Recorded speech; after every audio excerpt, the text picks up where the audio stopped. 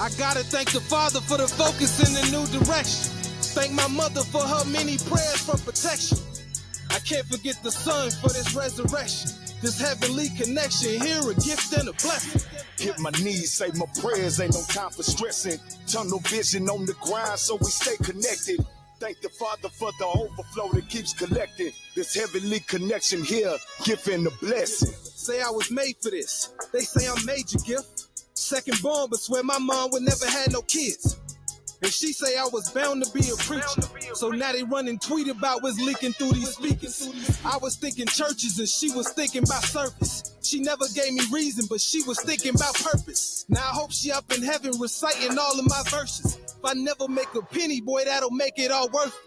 Yeah, it took a little minute, but now I get it. Use your voice to uplift, boy, you a pilot in spirit. Run these bass lines like King James, you gotta make them cheer it. They ain't deaf, boy, they blind, so you must make sure they hear it. With this rah-rah, this life I'm living been a blessing, and that's on God. Man, I'm just using my discretion, y'all, I'm on call. He say through every ache and pain, you gotta walk tall.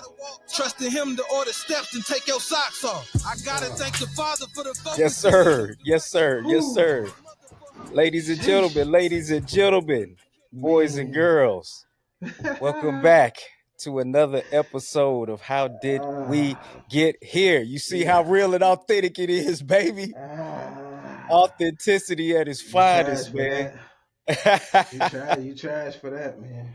Hey, man, that's the joint that I play like over and over and over, like just sitting with the album, man. But and that's how I wanted to open this up, man. The gift and the blessing, man. I think that says it all. You know what I'm saying? Man. But y'all, it's your boy Jay Carter again. The man that is always heard and never ever will be seen. Skeens might be making an appearance, but as per usual, he's at work. But he might be covered in. He wanted to be here for this interview, man, because this is a major moment for us as far as our family and our team and our collective of brothers that we associated with. But I want to introduce y'all. He's been on before, but this is we want to really tap in on another level in this interview. But my man, my brother, the pizza man's son, aka Scoop, aka Raemon, again, welcome back, my brother, to How Did We Get Here? How did we get here? My God, my brother. Thank you for having me, bro. I'm super, super excited about this conversation, man. Yeah. I've been thinking about it for so long. I'm super excited to be here, man, and share this, with my family. So yeah, for sure. Cause and the reason that we're here, y'all, is this wonderful gentleman. He's on the list of what I call dope MCs that I know in real life. And this brother is gifted, with the mic, gifted with the pen, a snob. I call him a snob when he picks his production and his beats, as y'all just heard. yeah. So, he has a forthcoming project, The Unreasonable Man. And, his entire life has been a culmination. This is one of those moments where, like, everything that you've been through, the ups, the downs, the trials, the tribulations, it's so much that we're going to get into that has brought you to this moment of this album. And, Scoot and I had a conversation, several conversations. We don't want this to be just a normal, tell us about what was it like? We're gonna hack some of those questions about the album, because we do want to touch base on that. But we really want to dig into the man and the maturation process that it took to get you to making this project. And I want to start off by saying, for sure, man, I'm proud of you, dude, and just proud of the moves that we making, y'all, because me and this guy, he is big on at this stage in his life of, his things that he puts into motion, writing them down and actually walking them out. And I can remember having conversations with him about this project, about being married, about his desire to have a family, and he has a son, and all of this stuff. It's here we are now, and it's amazing. It's amazing. Everything that we talked about, we are there. Bruh, it feels so good. It feels so good to be at the finish of something, man. It's a Right. big part of, my, one of the areas about me that, uh, I always wanted to improve, and this feels like, actually finishing something, man. Yeah. So Indeed. I'm excited, Indeed. man. I got a And bone to pick with you to start off though. yeah, come with it, man. This is I'm slightly joking, but he starts off this the project with the song, the self-titled Unreasonable Man. And I'm like, why do these MCs have to be like this? So in the song, y'all, he goes to this part where he's like, your baby mother is a fan and your dad is your baby father is your girl. I'm like, why is he coming at me for liking you as a rapper? I'm like, why is he coming at me? Why do I have to be a stand for Yo, liking you? yo, I'm just saying, man. Nah, it's not you, bro. It's It's not not me. you. I took it personal. I took It's it not personal. I'm you, like, this man. dude called me a stand because I like the way he rap. Nah, it's for the ones that, what I'm saying, uh try to play me, man. You know what I mean? I hear you. Like, bro, it's people out here that, what I'm saying, they look at you, they like, nah, bro, that ain't it. That ain't like, nah. I'm telling you, this is it. Like, this is it. Yeah, And you're gonna indeed. be mad when you hear it because, you know what I'm saying? You can be like, bro, I have no choice but to like it. Yeah, I indeed. It's got no choice undeniable. but to love it. Yeah, Absolutely. it's undeniable, man. Thank I you. had let the other homie shout out to my little brother Dominic, another phenomenal MC. Mm, Let him hear a couple mm, joints on there, and he was like, Scoot just has a certain type of presence on the mic. And me and Skeens always talk about that you have just this level of confidence. No smoke. I'm not blowing no smoke, but there's certain mm, MCs that have a certain presence and confidence on the mic. And I put mm, there's for me, this is for Jay. mm, Rick Ross isn't always saying the most lyrical, miracle, beautiful, this type stuff, but he mm. has a presence on the mic. Absolutely, Roy, 100%. Royce the 5'9" has a certain swag and confidence when he spits. And you have that same presence on the mic like that. You know what I mean? That it cuts through. And like I said, the production that you pick and how you place your bars and put that together. How did you first of all, what was your process of even starting to rap? You know what I'm saying? What's your origin story with rapping? Man, my origin story with rapping is I grew up hip hop head. My For brother, sure. me trying to be like my big brother, man. He's 6 years older than me, man. So he put me on to all these different artists, man. I would steal his, cassettes, dub them, play KRS-One, Mm-hmm. Big Daddy Kane, those days. So I was Mm-hmm. just a hip hop head, man, all from elementary school, throughout high school. Mm-hmm. And my brother Dice, he was like, listen, man, like, you listen to so much hip hop. Like, I Mm-hmm. bet you could rap. Wow, okay. This So was it's right at dice. the end of high Okay. school. Okay. It was Dice, bro. He started Yeah. making beats, bro, and he just kept saying, bro, you should rap, you should rap, you should rap. And I was like, bro, no. Like, so, nah, Yeah. bro. But he started making beats, bro, and he just sent me beats. Bro, the beats that we started with. Bro, if I could only tell you about it, if I had the time, bro, Yeah. they were wretched, bro. Yeah. That's They how it were start. absolutely wretched. But you know what I'm saying? That's literally how I started. Is Dice got me a beat because I would have kept telling him no. You know what I'm saying? Mm-hmm. And he knew that. So Mm-hmm. what did he do? He went and he started producing, and he just sent me a beat. He's like, bro, why don't you see what you could do to this? Right. That was it. And that was That was it. it.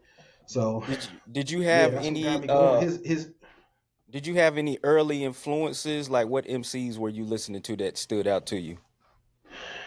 man, bro, Biggie. So two of my favorite artists, obviously, Biggie, and Fat Joe. Like, Mm-hmm. what I'm saying? I just related, you know what I'm saying? Because it Yeah, I was, got you.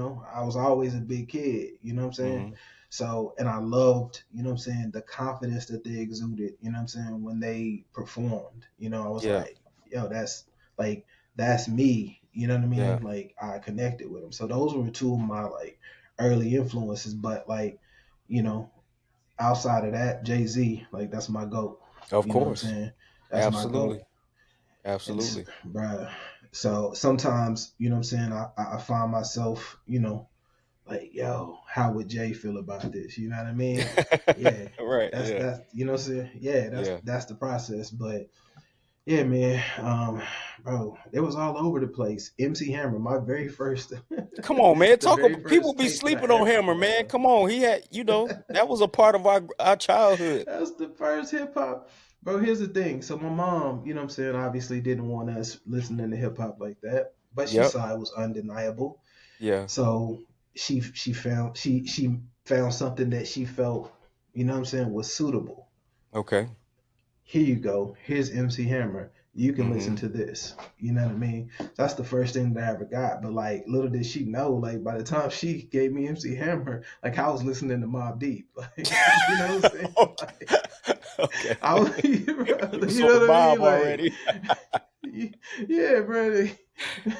She Yeah. has no idea. But I was still in that mug singing, "Have you seen her?" Oh yeah, for sure. Yeah, yeah, yeah, Tell me, yeah, have yeah. you seen her? Have you seen her? You Yeah, know what I I'm remember saying? that. I I was remember still, that.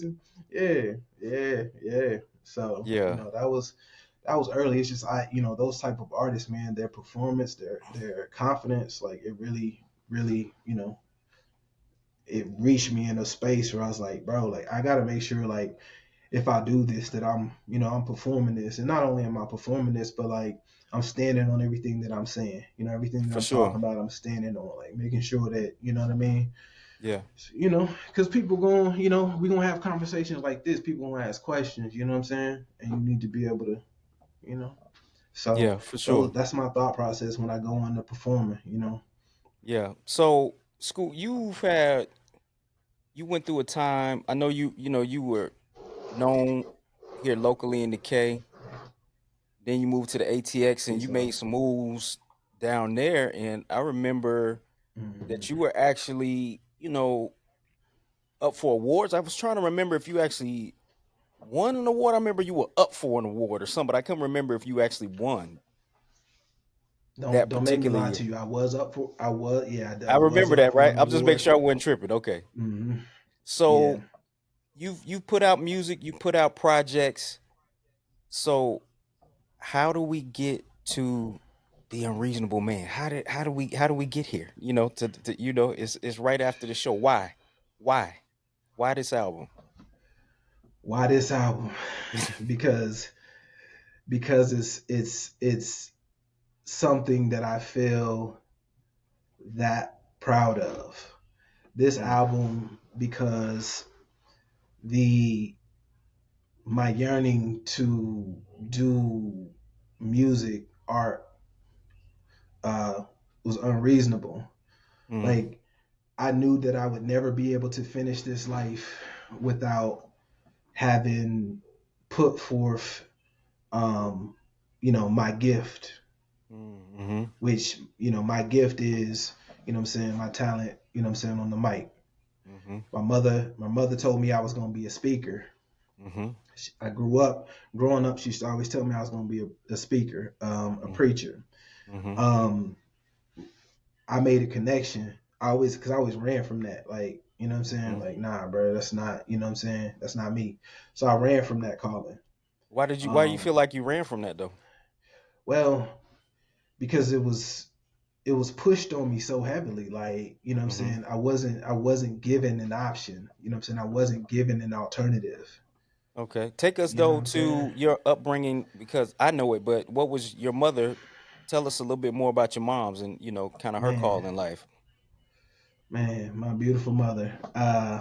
Yes, sir. My beautiful mother. Yeah, man. My mother was a minister. Mm-hmm. Uh, my mother was a minister for many, many, many years, man. Mm-hmm. Uh, bro, the stories, man. We used to get on the road, bro. Yeah. Me and my mama, man, we used to get on the road, man. We used to hit these little country roads, bro. And my Yeah. mom would go speak at these little bitty churches, man. These little bitty Yeah. white churches, these Yeah. little bitty black churches, like, bro. My mama used to go speak, bro, and it would just be me and her road warrior, bro. Yeah. So, mother was a minister, man. The sweetest soul, man. what I appreciated about her, her religion, man, was, and when I say her religion, the way that she presented religion was very forward. You know what I mean? Okay. She was very open to the idea, you know what I'm saying, that like, it's just one God. Like Mm-hmm. we got all these different denominations, but like it's just one, you know what I'm saying? It's Okay. singular, you know. Yeah, got you. But yeah, not pushing at anyone, you know what I mean? Mm-hmm. Um, like, hey man, you do what you do. We serve one God, whatever, just very forward with it. But yeah, man, she just knew I was gonna be a speaker, man. She just is speaking on me all the time. Mm-hmm. And bro, I loved watching her. I loved watching her perform. I loved watching her, what I'm saying, do her thing. Mm-hmm. But it just was so heavily forced and pushed, man. I couldn't see myself doing it. So, that's why I say I ran from that calling, man, because I was like, nah, bro. Like I need to be able to choose. You know what I Okay. mean? Okay. So, I kind of I gained some understanding. Well, I feel like I gained some understanding way later than I wish I had. But in my late 30s, I made a Mm-hmm. connection. I was like, well, maybe she saw something. Maybe all she saw was he was a speaker. Mm-hmm. Only thing she used to tell me was, you'll be a speaker and you'll be young. I'm like, okay, well,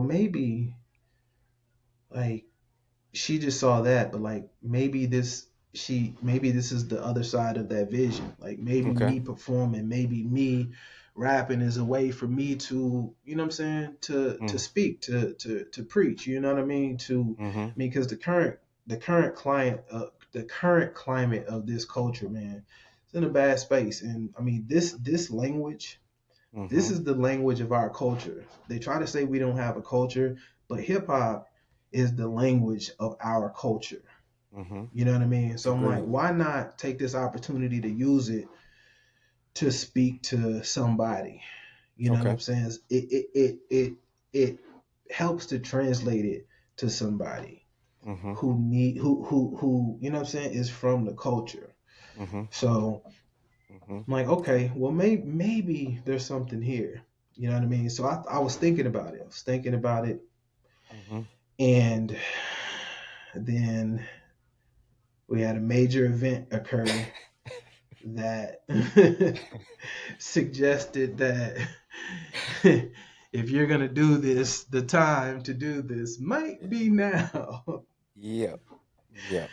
Yep. Yeah, And what what yeah. what was that major event for folks that don't know? That major event was the announcement that I was going to be a new father, and What you first say? time father. Yeah, man. Yeah, And but you are going to need to prepare yourselves to have a lot of energy for fatherhood. yes, Lord. Yes, Yes, Lord. Lord. Like Anderson Paak said, yes, Lord. But Yeah, we're gonna touch on that, but I want to go back yeah. to that. But as Hmm. I went through the album many, many, many, many times, because I really wanted to sit with it and get it in me. You know what I mean? And get Hmm. familiar with it. And I want you to check me if I'm wrong, but I want you, because I know what we're trying to do on this platform and what you're trying to do, we're in line, we're in sync. And I know Hmm. that you are very serious about being a husband and a father. Same thing I'm very Hmm. serious about. And as we talk about the culture and some of the challenges that we have in the culture, I know we want to kind of, make changes from where we are and then make, of course, the next generation better. So I wanted to ask you, as I was listening to the album, I wanted to talk about your dad and Hmm. the father piece for you Hmm. in your relationship with him, and then what Hmm. amendments you wanted to make for you and your relationship with Amari. Hmm. Because there's points on the album where I see there's conflict. Hmm. Because on one side, you start off by saying that my pops told me I wasn't gonna be ish. But then there's Mhm. other aspects in the album where there's this reverence that you have for Mhm. him and what he instilled in you as far as work ethic, and even to be the reverence that you pay to him and homage you pay to him in the Pizza Man's son. You know what I'm Mhm. saying? So I wanted you to delve in, Scoot, and really give men an understanding of that conflict and how you went, the turmoil you went through with, unfortunately, your father passing, your mother passing. Mhm. Um, and again, how did you resolve that conflict to get to this healed version of yourself now? Bruh. Heavy. Yeah, man. Heavy, Yeah, heavy, yeah, yeah, heavy, yeah, heavy, heavy. yeah, Man, so my father, may he rest. I love him. yeah. I love that man. I'm thankful for that man. I'm grateful for that man. I could not have had a better father. Right. Yeah. Um, but the conflict is, Mm-hmm. we all could have had a better father, Right. right? Absolutely. Yeah. We all could have had a better father. Yeah. Um, the unfortunate piece for me was that um, I didn't get to the space of being so in love with this man and thankful for this man until I was in my late 30s. Mm. Um, And when my he passed, father you were how old passed. though? Yeah. How old were you? I was 19 years old. Mm. I was 19 years old. Mm-hmm. I had just finished high school, um, and shortly after, I lost my father. Mm-hmm. Man, heavy, heavy, heavy. Yeah. Indeed. Um, our relationship, you know what I'm saying, was, I don't want to say we had a bad relationship because knowing what I know today, we didn't have a bad relationship. But prior to, the space that I'm in now, I believed that we had a bad relationship. Okay. You know what I'm saying? My father worked a lot. My father worked 6.5 days a week. Mm-hmm. He had a half a day off Wow. every week. My father worked the graveyard shift. Mm-hmm. So he would get off. He would go to work at 4 p.m. He wouldn't be coming back in the house until 6 a.m. He worked Mm. 2 jobs. Mm-hmm. Um, so he was always working, but my mother didn't not have a job. My mother Mm-hmm. was able, due to his sacrifice, was able to pursue her career as a minister. Mm-hmm. She was able to pursue entrepreneurial ideas. Mm-hmm. She was allowed to open a shop selling like a Christian bookstore. You know what I'm Okay. saying? My father funded that. Mm-hmm. My mother was able to travel to and from Virginia, where her family was from, anytime she wanted. Right. Um, my mother had, you know what I'm saying, everything she needed. But, the sacrifice on the other end of that was my pops working 6.5 days a week. So, he and I, we only really got to see each other in passing. Right. Our Right. Yeah. conversations were brief, Right. and the only times that I was able to really spend any extended period or amount of time with him was when he would come and get us for work. Like, Mm. he would come and wake us up on certain occasions, Mm-hmm. to go on his paper route. You know what I'm Okay. saying? So pops pull up at 3 a.m., wake us up. Hey man, come on. Those are the only times I was able to really spend any time with them. You know what I'm saying? Mm-hmm. Mm-hmm. So, you know, it was that, it was passing, and then it was discipline. Um, I was always in trouble. So, Right. my mother would, fill him in on, you know, how I was acting, how I was behaving, what was going on, the troubles that I was getting into in school. Mm-hmm. And, so he would just act as the punishment. Yeah. So he You was know. in that. You were in a mode with him where, unfortunately, y'all didn't have the time for that maturation process that the father and son get a chance to go through later, right? You know what I'm Right. saying? And Right. with him being in always in work mode, always in disciplinarian mode on the occasion when he's around, then your scope and sphere of him is very limited. You know what I'm saying? And I know Absolutely. my pops, me and him have been solid for a very long time, but my purview of him has changed from when I was growing up. My dad wasn't super militaristic dude, but he would, he would Hmm. be on me a little bit to check it because he got a Hmm. son. You know what I'm saying? That's what Hmm. dads do.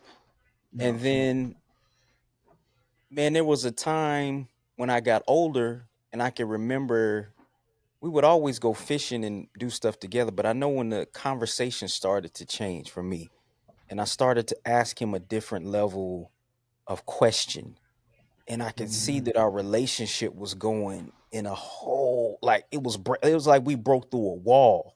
You know what I'm saying? Hmm. And we were in this new place. And, I'm looking around like, yo, I'm seeing my dad a whole different way. And then when I got married, we broke through another wall. And then when I had a kid, we broke through another wall. You know what I mean? Hmm. And so now we have all of this space of these things that we've built together in these rooms, you know what I'm saying, in this big building of our relationship. But unfortunately for you, you didn't have the opportunity to get to that point with your Hmm. pops, That's right? that's. So, I'm sorry. Go ahead. no, you good, you good. Yeah. No. So I'm sorry, but yeah. No. That's where a lot of the anger stemmed from. Right. Because when I was going through, I'm saying, the earlier years, I don't know that I was angry. I was just like, pops, like, what up? You know what I mean? Um, but once he passed, um, I think the anger just started building up, building Mm-hmm. up, building up, building up. You know, I'll be honest, man. I'm envious of those who have the ability to speak to their fathers. Yeah. Those who Yeah. have the ability to speak to their mothers, man. Like, I Yeah. find myself envious because, you know, there's conversations that needed to be had, man. Um, there's conversations that needed to be had, and we didn't get the opportunity to have those conversations. You know what I'm saying? So there was anger there, but then there was also disappointment in myself because I started to consider, well, was me getting in so much trouble, what I'm saying, and being so much stress to him, what I'm saying, an additive to support, what I'm saying, his early passing. You know, Mm. Mm. Mm-hmm. Yeah. he was already working hard, what I'm saying, and was I adding additional stress to um his situation, Right, right, um right, right. That's the normal though normal these process of asking those questions and questioning what you could have done or contributed to in moments like that. But where I salute you is I can even remember, when you went through that process, like you saying your maturation, you tapped in with me like, hey, Jay, I need some older dudes to talk to. You know what I'm saying? And man, there was a time when you and my pops talked. And, I it didn't go back to my was. pop like, yo, what did you in school talk? But he was, like, and I salute you for identifying that because, again, as men, to show our frailties and our insecurities and our faults, man, among each other is hard. But I feel like we have a group of individuals that we're around where we're better than the norm at that kind of stuff and say, hey man, this is what I'm struggling, man. This is what I'm going through. And Mm-hmm. uh I salute you for doing that, man, because that let me know that you were really in a conscious place about where you wanted to be and where you saw Mm-hmm. yourself going. You know what I'm saying? 100%. I also attribute his absence to me growing into a space where I can, consider, what my weaknesses were and what are the things that I needed. I think that his absence allowed for a lot more free kind of forward thought. Like like actually the space to invest energy into, like, what are the things that you need to do to improve yourself? What are the things that your community needs to do to improve themselves? Like, it just allowed me that space, Yeah. instead of, having such a guided opinion. Because my father's, his viewpoint, the way that he worked was, in order for us to keep this family afloat, like, we got to work hard. That Mm-hmm. was it, Mm-hmm. you know? So I attribute a piece of his absence to, me even kind of trying to have to form my own, opinion. Mm-hmm. I don't, my seek these things. So, I think the moment that I realized that was in conversation with you and my brother Mike. Like, we were just having regular conversations, but I think the Mm-hmm. two of you have always, first of all, you always had like an older soul, but Mm-hmm. Mike Yep. has also Mike also has an older soul, and I could tell that he was raised by his elders. So Mm-hmm. conversations with him, man, he would always just kind of, like, listen, bro, like, these are the things that you might want to consider. Like, you might need some mentorship, bro. You Mm-hmm. might need to seek fellowship with a, someone who's been here before. That thought process could help you move at a more advanced pace, because you Mm-hmm. can get some of the answers, to some of these questions and scenarios and situations and, things that you're having. Like, you probably need to try to tap in, Mm-hmm.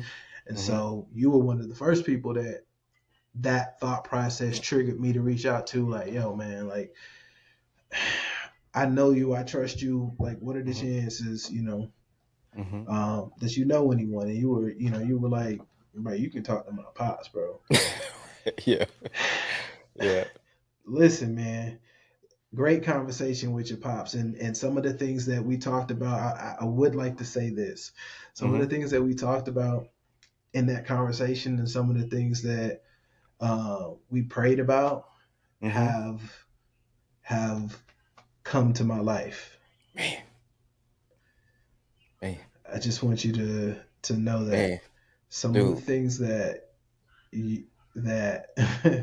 Boy, this your interview about father to and I take me out talked about, already, man. Jesus. Anyway, but bruh. yeah, man, that's real. That's real. Yeah.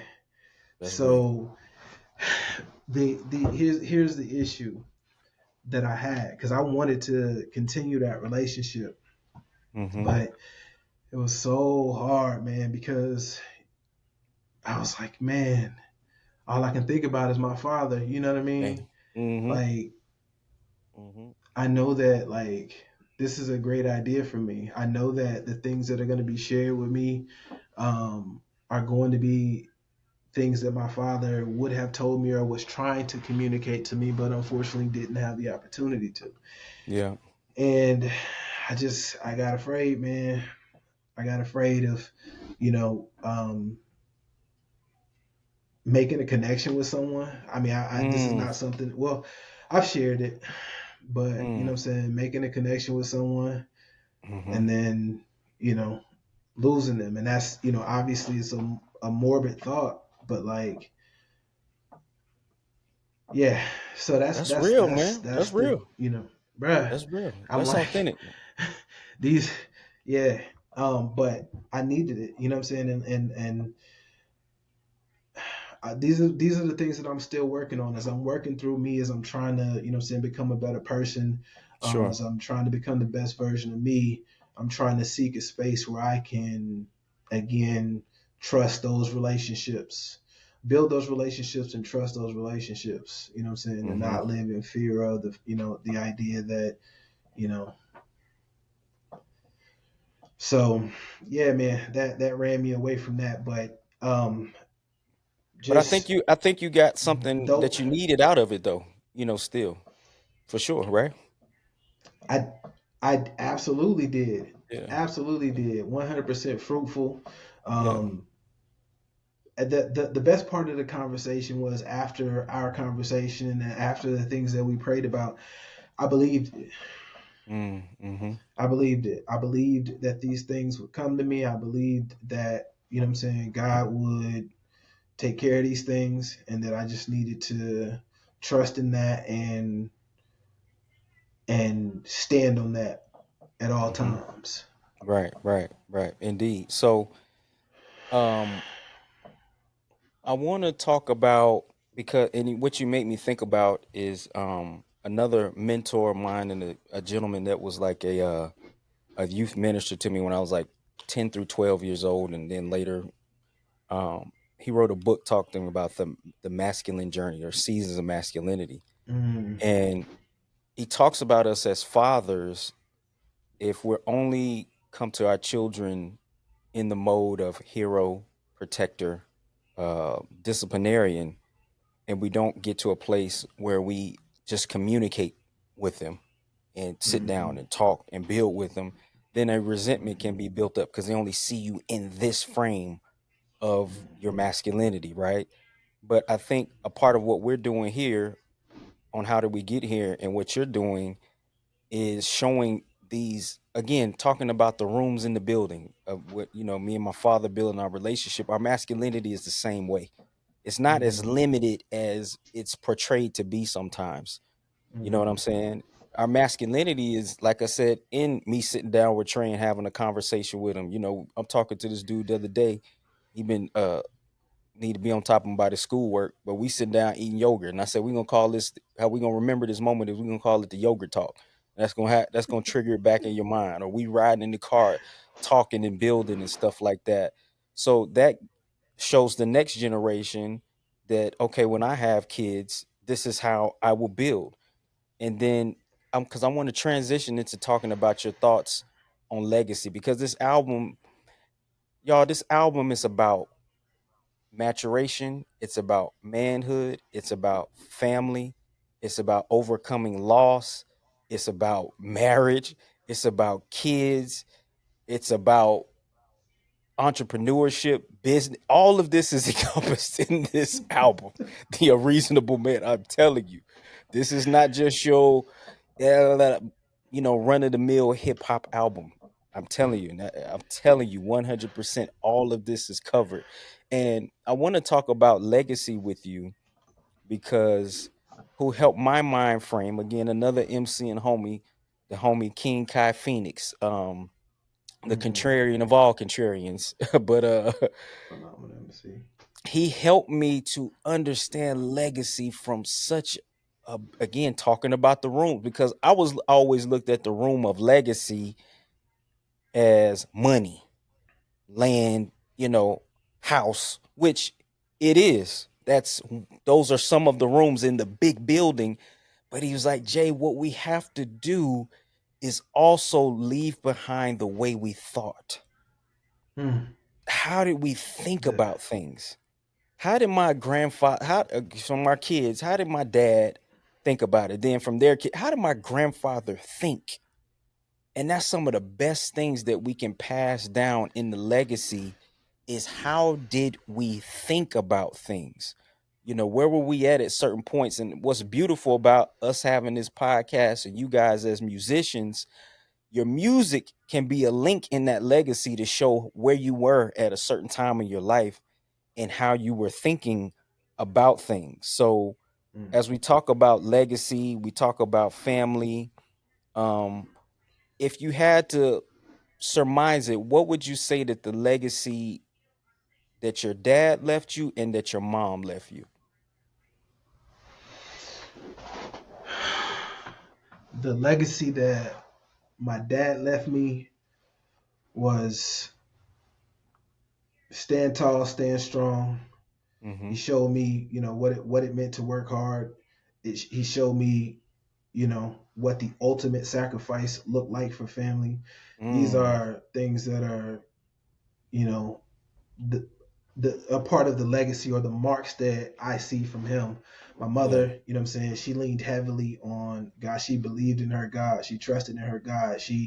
Her legacy was everything that, we went through in life. She always leaned on her God or our God, Mm-hmm. and we always made it through because of her God.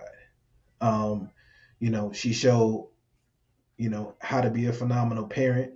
I mean, because essentially she shouldered the entire load of parenting my brother and I.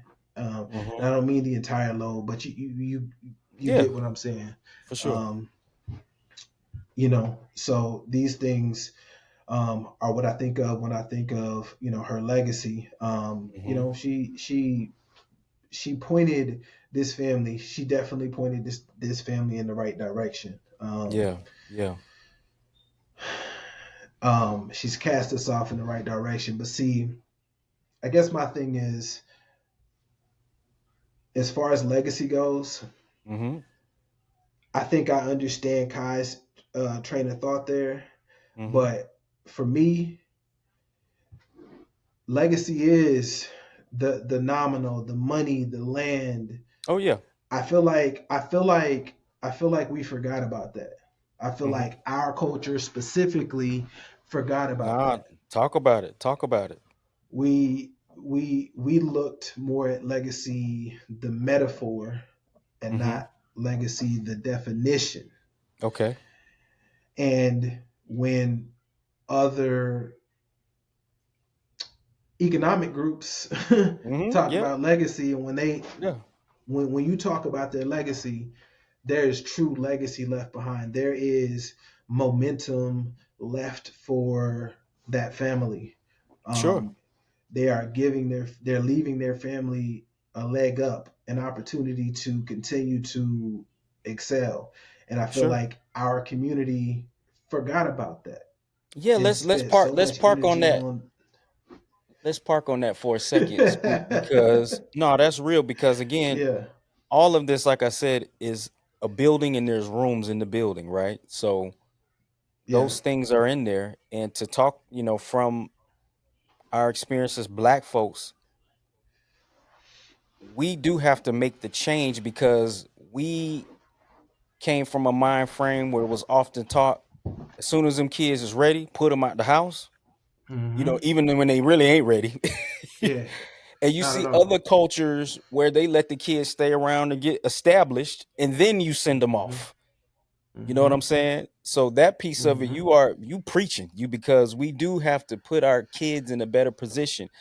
I look at it's simple things, and somebody I can't remember where I heard it was years ago, Scoop, but they were talking about when your child moves out of the house, if you can give them a couch or say furniture that stops them from having to go into debt when Hmm. they go to the renter center or wherever the local place is, Ashley's Furniture Rooms to go, because they use it, you're not paying for it cash money, right?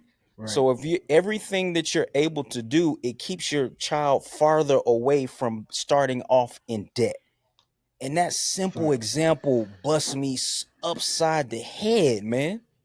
Hmm. That busts me all So the way upside the head. Go ahead. so now when you talk about leaving our thoughts, Yep. now this thought, this Yes. conversation, this space Yeah. is what we need to leave to There our you go. children. There you go. You share this with them, Yep. and now they understand, okay, the things that I'm leaving you, do this for Yep. yours. Yep. Make it so that this is ingrained into your family and how your family works. Mm-hmm. Yep. It speeds up the process for There us. you go. There you go. If you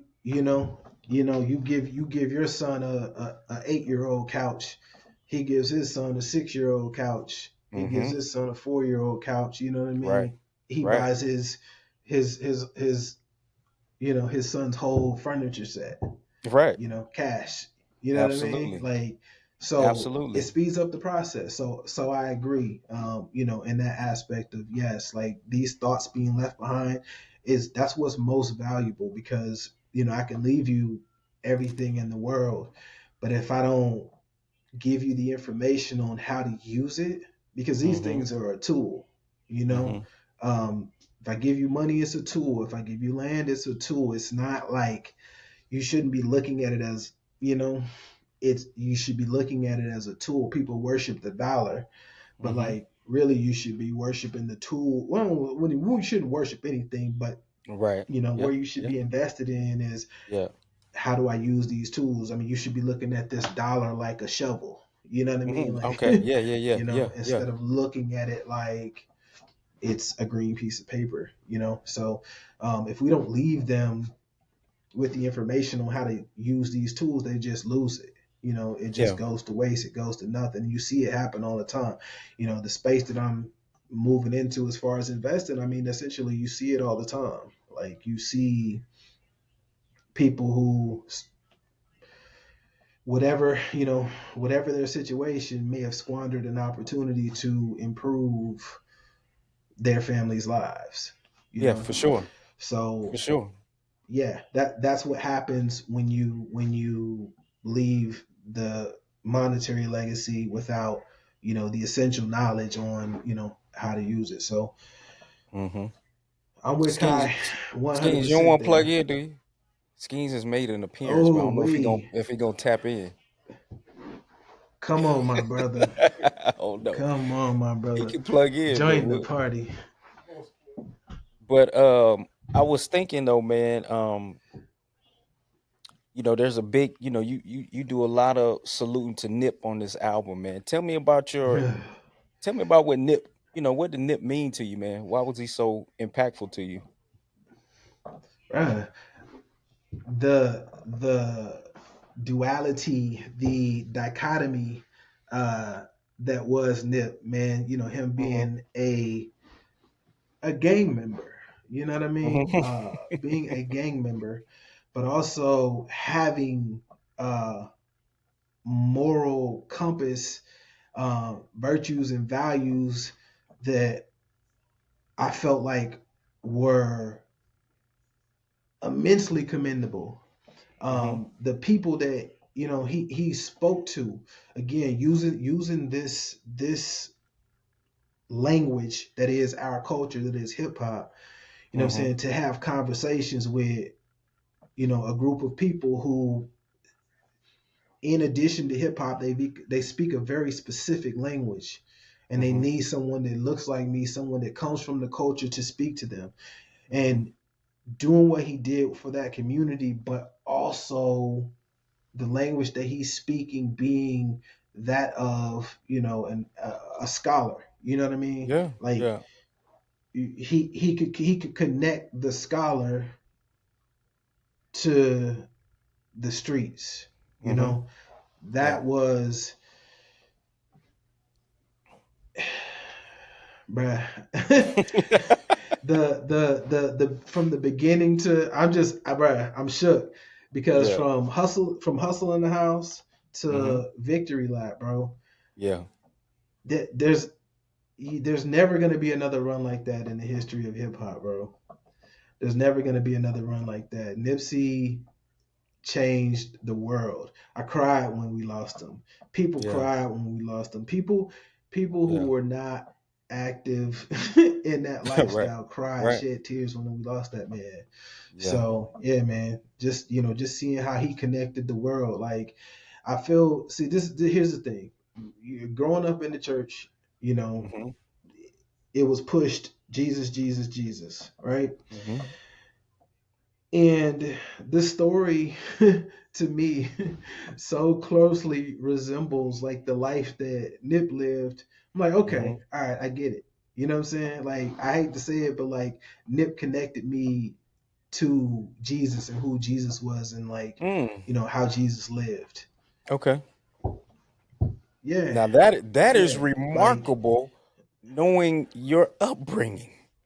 That is remarkable. knowing my upbringing, being in the church, growing up in the church, mother being a minister. I mean, I never had that connection, man. I never, Mm-hmm. like, the story was cool. It was cool to me. I heard it over and over, Mm-hmm. but it just, you know what I mean? It didn't do it for me. But then, I got to see this opportunity with Nip and how he lived, and after his passing, Mm-hmm. and I was like, okay, this is what Jesus did when he was here. Mm-hmm. like his, he wasn't a gang member, you know what I mean? But the people that he fellowshipped with, you know what I'm saying? The people that he spent the majority of his time with were the people who needed him the most. Mm-hmm. You Mm-hmm. know what I mean? Like he was Mm-hmm. he was down in the trenches. And that's what I mean as far as the connection. Like he Mm-hmm. was in the trenches. Jesus was in the trenches. And I heard that in these stories, but like it just didn't make any sense to me. So, Mm-hmm. just knowing that there could be someone with such a love, for a people and wanting to heal a people, you know, that they would just give themselves, you know what I'm saying, to that culture. They would sacrifice themselves, you know what I'm saying, for that culture Mm-hmm. is what helped me make the connection. Yeah. Yeah. And then, So my relationship,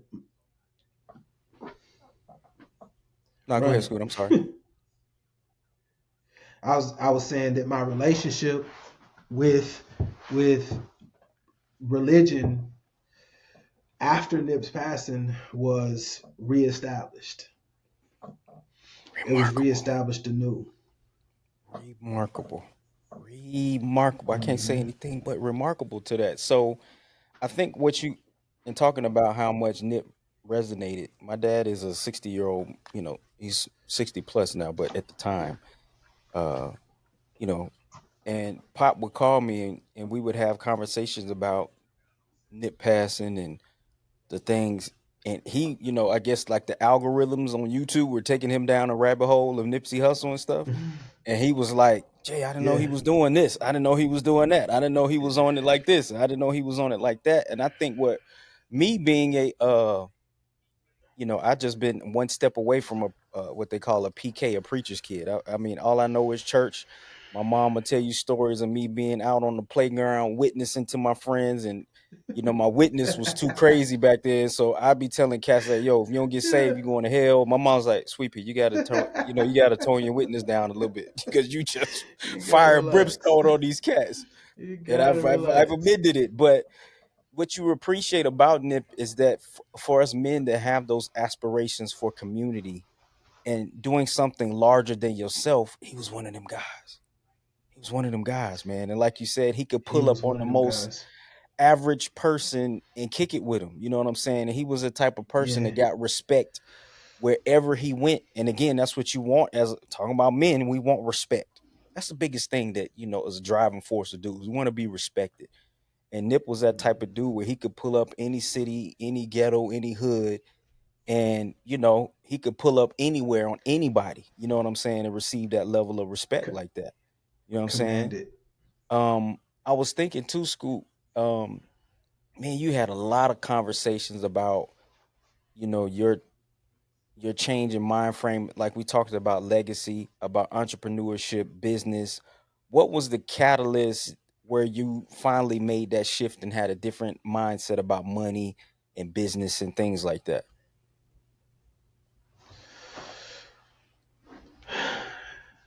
Getting pregnant.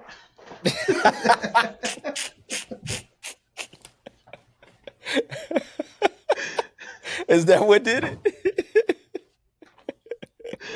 Getting pregnant. it? Um, nah, man. I grew up watching my parents do it. I mean, Yeah. again, my mother, she started her Christian bookstore. Um, Hmm. never had to work for anybody. She was doing that, and I watched her struggle. I watched her still have this love and excitement for it. Um, so I'm like, I saw how much time she had available for her family, Hmm. and I was like, this is what I want for my life. This is what I want for my life. I want entrepreneurship. Hmm. So getting pregnant, man, I was like, listen, again, bro, I'm not gonna have a whole lot of time, man. Like, Yeah. if I'm gonna make that move, I'm gonna make that move. Um, it's time to go. You want to be an entrepreneur. You want to have your time. You want to, you have your freedom, and you want to spend time with this family that you've been blessed with, man. Here's the time. Hmm. You know, here's the time to make that push. Yeah, because y'all, this dude at one point, I mean, this joker was me and Schemes would be around here talking about like this dude Scoop hustling on everything. You hire him to put together furniture. I mean, this dude was doing everything. Every time I turn around, he was doing man, something new.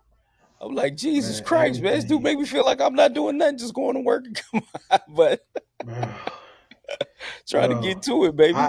I took the leap, man. I took the leap of faith, bro. I left my job. I Yeah. left my job. I was like, you know what? I'm just gonna hustle my way through this, and I'm gonna come out on the other side of this an entrepreneur.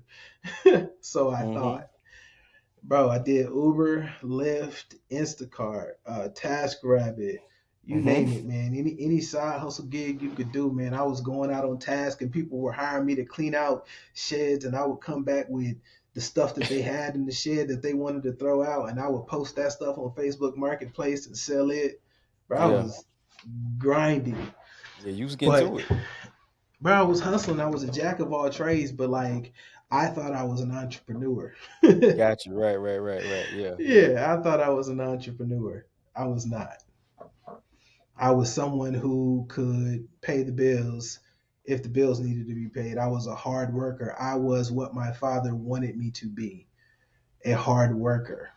Mm-hmm. As it Yeah. um I had to accept work again, man. I had to go back to work. Oh yeah. I had to go back to work, man. But here's the thing, on the other side of that, I learned, okay, I want to be an entrepreneur. What you just attempted, what you just did wasn't it. Something's got to change.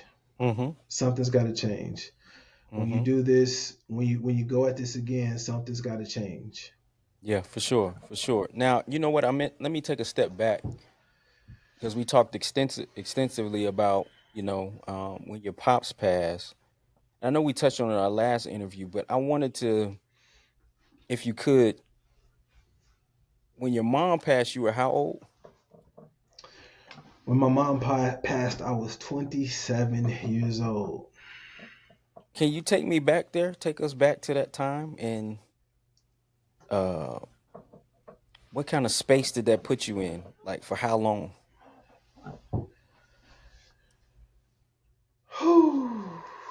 Yeah. So 2007, I lost my mother. Mm-hmm. The space that it put me in was numb, Mm-hmm. uh, was depressed, was lost, Mm-hmm. was just out here, was floating, just floating by. Um, I was 27. I witnessed the decline, right? From the Okay. time that from the time that my father passed away, I Mm-hmm. witnessed my mother and her health go on the decline for essentially 6 years. Mm-hmm.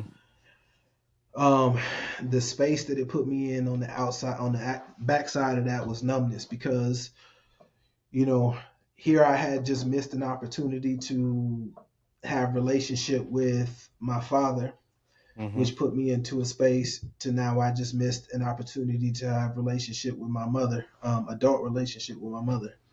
Mm-hmm. A lot of that time, I spent caring for my mother, but caring for my mother in just the numbest, coldest way. You know what I mean? Mm. Because it was just a challenge.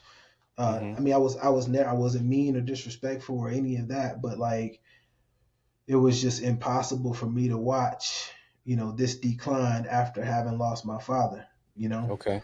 so the backside of that, man, it put me into this just numb, cold, you know, depressed space where I just for 7 years, man, for Mm-hmm. 7 long years, for Mm-hmm. 7 long years after I was in this space where I was mourning the loss of my mother, and I was cold, man. All I Mm-hmm. did was eat, drink alcohol, Mm-hmm. party. I mean, I was out here in Austin, man, having the best time of my life. I had, left Killeen when my mother passed. Mm-hmm. She passed in March.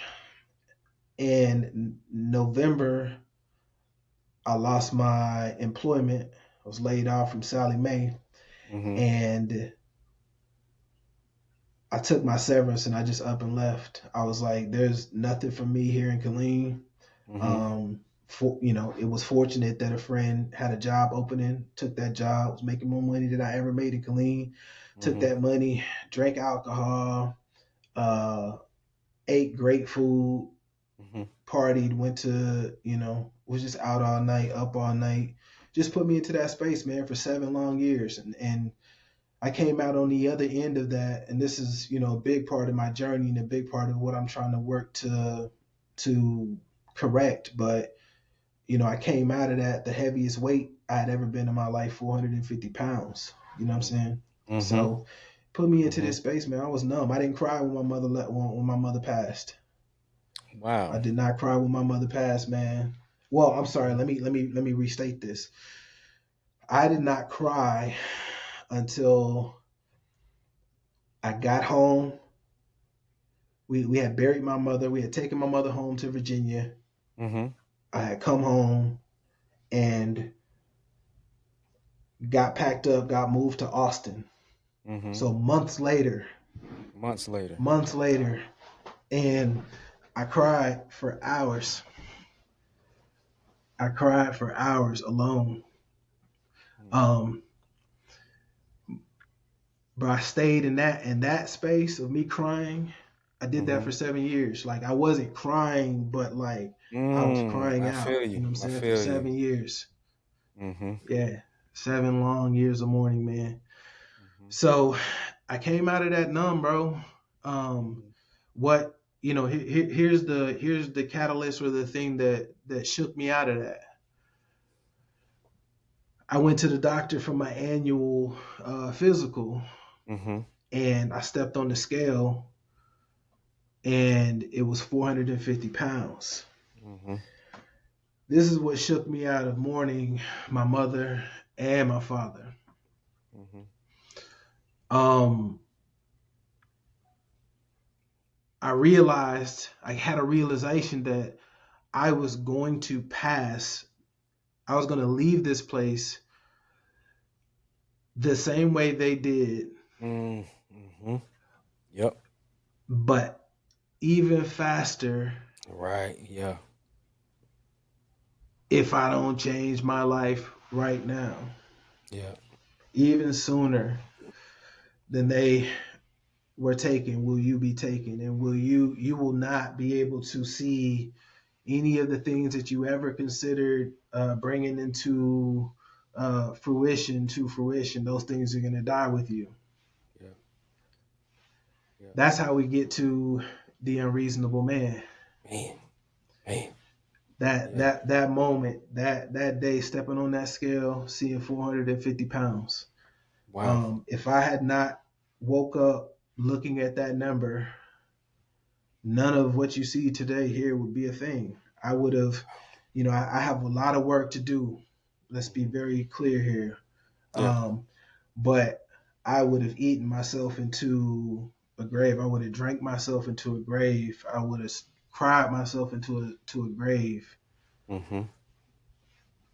Yeah, that's how we got to today. That's how we got to the Unreasonable Man, was that realization. And the only thing that I used as I went through my first transformation was, I just want to live. That's it. I just want to live. That was the next thought from 450 pounds, looking at that number to on the scale. The very next thought was, I just want to live. Right. And I stood on that, and that is what has propelled us to here today. Right. Indeed. And talking about also that process, I'm gonna just say one name, and I just want you to start just freestyling. Freestyling. Kendra. Oh my God. Kendra came in and shook the whole universe of the Pizza Man's son. Shook the whole universe. The entire universe shifted. The entire universe shifted. with this woman. I love her. She is certainly the best thing that's ever happened to me in my Mm-hmm. life, in my adult life, certainly. Mm-hmm. Um, I love her so dearly, man. She came um, at the perfect time. Mm-hmm. She came at the perfect time, man. She came at a time when we as a people were preparing to go through some of the most trying times that we would ever Mm-hmm. have in the history of, you know, the United States, but at least for our generation, some of the most trying times that, we would ever have to go through, and that was, COVID. Right. Yep. I met her at the beginning of COVID, right when COVID started. Mm-hmm. And we met in a space where neither one of us were actually looking for anything. Like we were playing. Right. Right. We were playing. It was very divine. God is so good, man. Yes, he is. God is so good, man. Like I could not have met her at a better time, man. We met.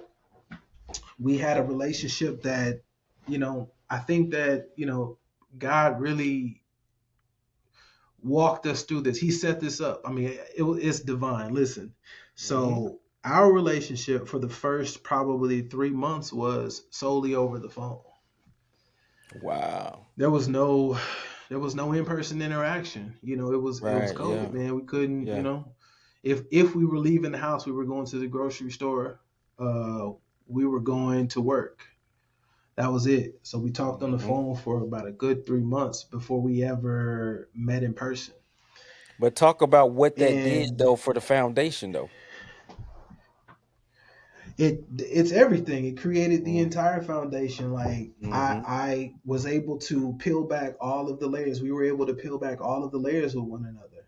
Yeah. There was no reason for us to lie about anything. There was no, it was just space for us to be authentic, be open, be truthful, Mm-hmm. share the things that, the experiences that we had had in prior relationships, and get to a point of understanding what both one another is looking for in, you know, a relationship at this point in Mm-hmm. our lives. Mm-hmm.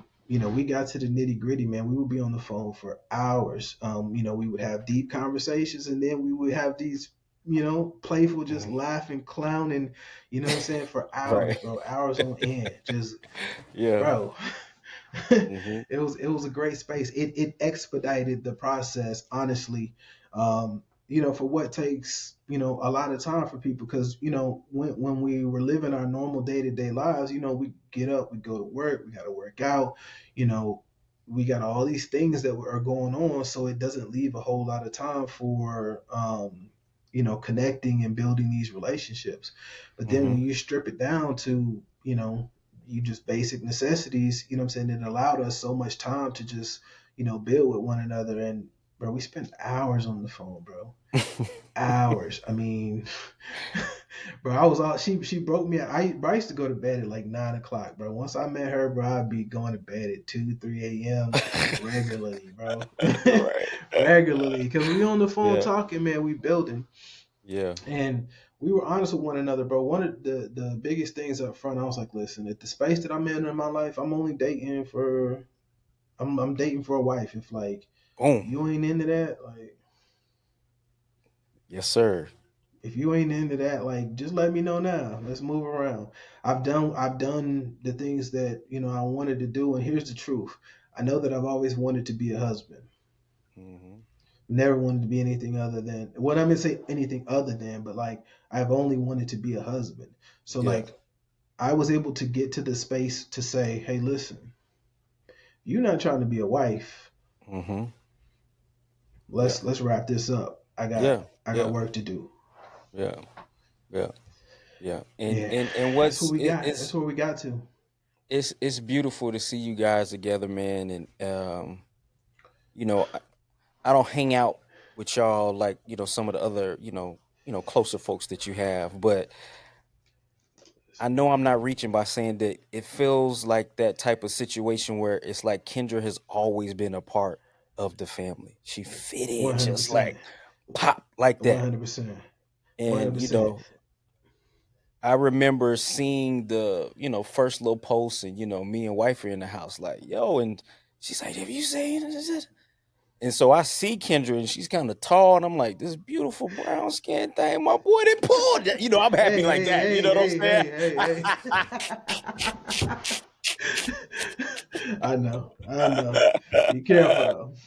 That's my beautiful brown skin. Much respect. Much respect. You know what I'm saying? But and to see Yeah. you guys, your playful banter online and the commitment that I see that you both have to Amari.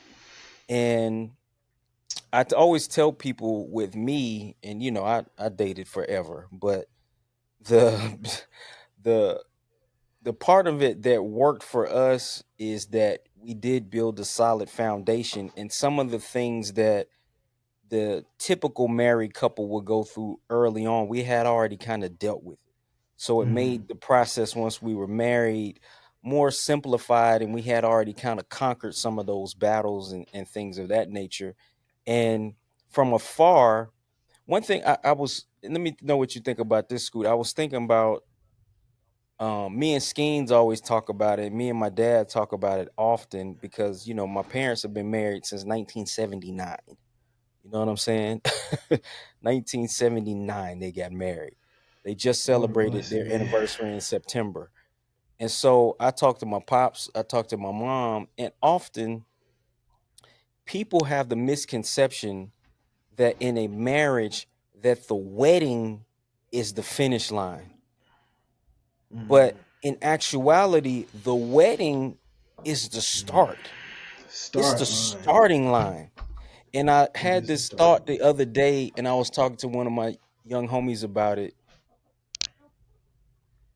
The relationship process, because I love boxing and, training and different things like that, physical endeavors, the dating process is your training camp. That's like you're Mm-hmm. preparing to get to the match, right? You're Mm-hmm. preparing. Mm-hmm. So Mm-hmm. whatever the time frame is that you dated, that was your training, the training grounds. When you get married, that's round one of the match. That's round one. That's round one. Now, depending on you two, this fight could go numerous rounds for the years and years and years that you are together. But it's up Mm-hmm. to you. And off just you liken it to boxing, some rounds you win, some Mm-hmm. rounds you lose, some Mm-hmm. rounds is even. And then you have to make the decision each round. Are you coming back though? Mm-hmm. Are you coming back? Are you coming back? Because the work in your relationship never stops. It never Never. stops. Ever. So Me and Liz have been together since 2002. 2002. it This is month. it is relationships like this one, like our relationship, that have given me the information that I needed to propel myself to be in this space where I am now married. Yeah. I didn't have my mother and father to look to as an adult again, right? Yep. I didn't get to understand the adult aspects of relationships, the fight that was necessary. I didn't get to understand that. Yeah. However, having a relationship with you and Liz, Mm-hmm. I got to see it firsthand. Yeah. I got to see counsel. I got to Yeah. see what healthy relationship and love looked like. Yeah. um, there was a blueprint that I had access to. I could pick up the phone at any time and ask any question. And, as much as I know that you all, protected your home, there Mm-hmm. were things that you all were willing to share Yeah. with me that you knew would propel me in my future endeavors to be a husband. Yeah, yeah, Like, indeed. I don't think that I ever would have made it to this space without you and I's relationship, without the relationship with Mel and Lionel, without the relationship with,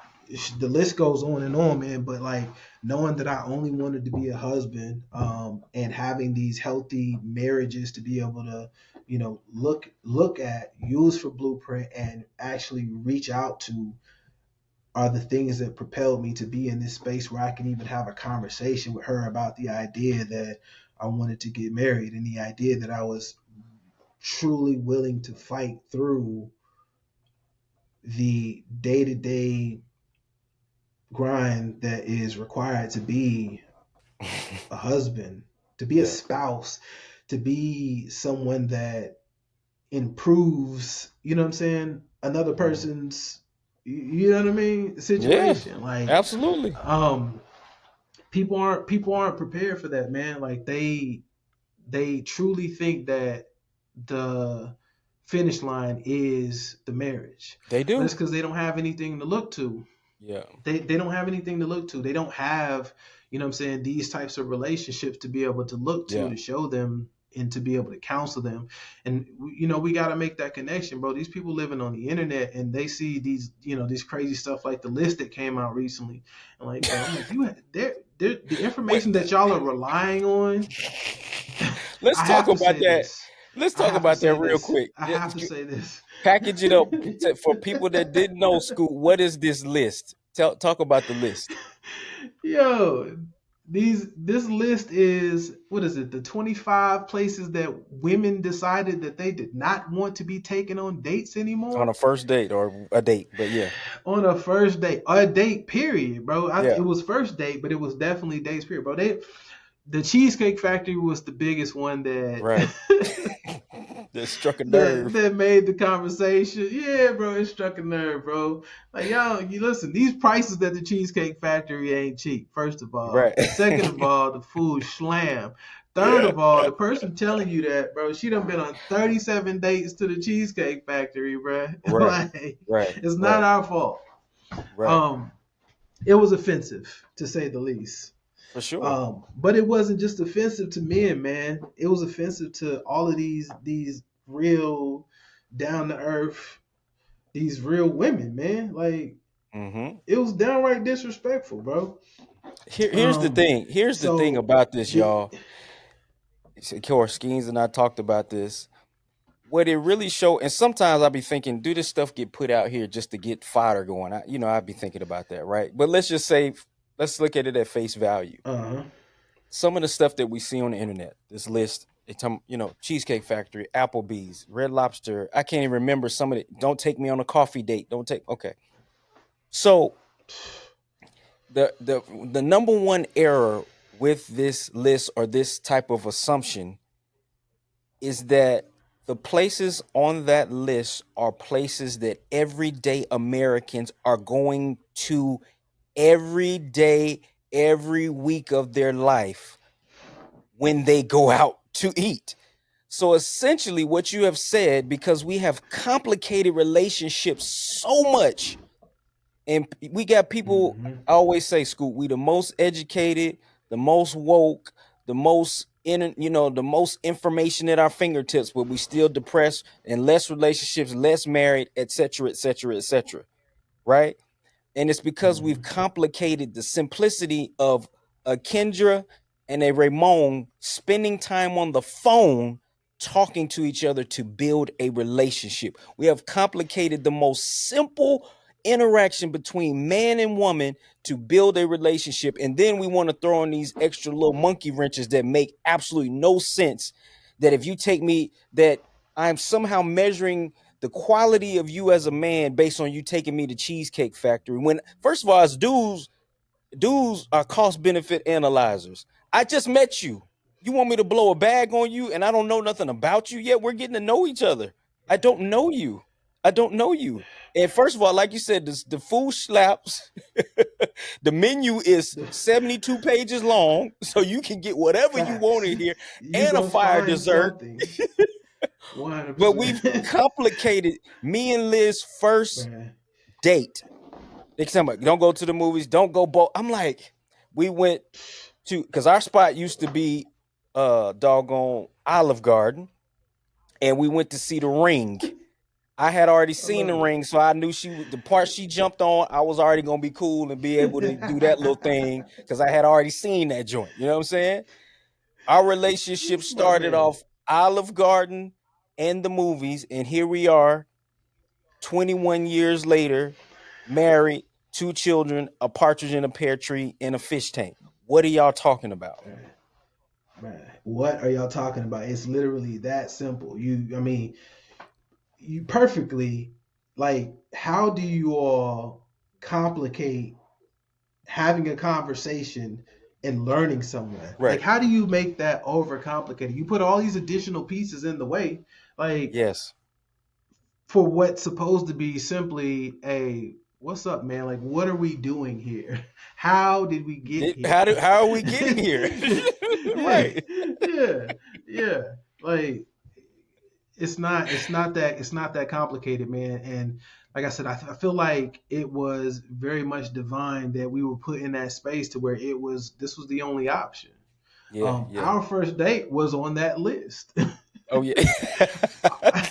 Our first date was on that list, man. Listen, our Yeah. first date was at Kendra's house, That's on the list. That was on the list. bro. That was on the list, bro. It was at Yeah. Kendra's house, bro. Yeah. Again, COVID, bro. We were like, listen, man, what are we doing here? We 3 months in, we haven't met each other. Ain't nothing open. Mm-hmm. Let's just get together. Mm-hmm. Let's Yeah, just get for sure. together. Pulled up, sweats, t-shirt. You know what I'm Come saying? on. We cooked, Come on. bro. Come on. Sweats, t-shirts. I'm talking about literally like bumming it, bro. We cooked Mm-hmm. together. We watched movies. We played Yeah. dominoes, Right. and Yeah. we parted ways, and we had a phenomenal time. And here we are, There you go. There two you and some go. change, like almost 3 years later, Mm-hmm. married, Yes. married. With the handsome Yeah. baby So boy. that Now, list, let me ask you this though. Speaking of which, the king, the champion, well, soon to be king, young prince, Amari. Uh, you a dad. Again, King I can't Kyrie. it blows my mind how all of this fell in pleasant places, man. So talk a little bit, man. Just like I say, freestyle it. Fatherhood. What has it taught you? What has it been like, man? What have you learned? Man, fatherhood has been everything that I have ever imagined that it would be. Mm-hmm. It is the greatest gift that I could have ever been given to be the father of this boy that is Amari.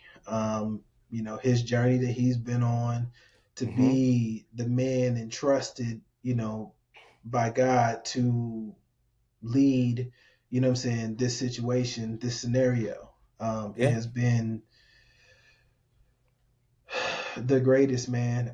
It's propelled me in ways that nothing has ever propelled me.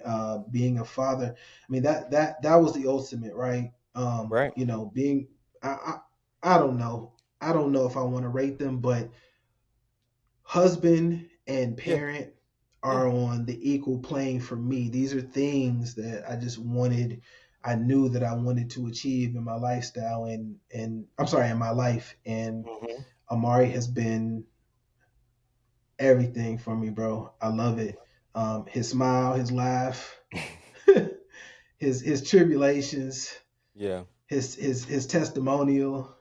Yeah. Talk about that. Touch base on that because he My didn't God, come in the game where it was just peaches and roses. Now, come on, let's talk about it, man. Because you had to he go did through not. something. He You did had to go not. through something. Talk about it. Um, and I'm pardon me, but I'm gonna talk. I'm Mm-hmm. gonna ramble. Yeah. Um, because so much. It's been so much. Yeah. So, probably 9 months into Kendra and I's relationship, we found out we were pregnant. Mm-hmm. Shot the club up.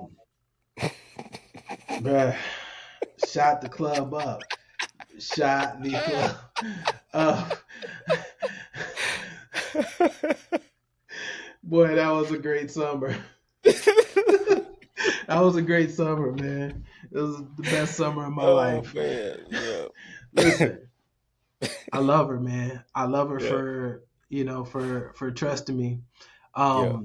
We found out we were pregnant, Mm-hmm. and the pregnancy was great, man. We throughout the pregnancy, we were told everything was fine, Mm-hmm. perfect.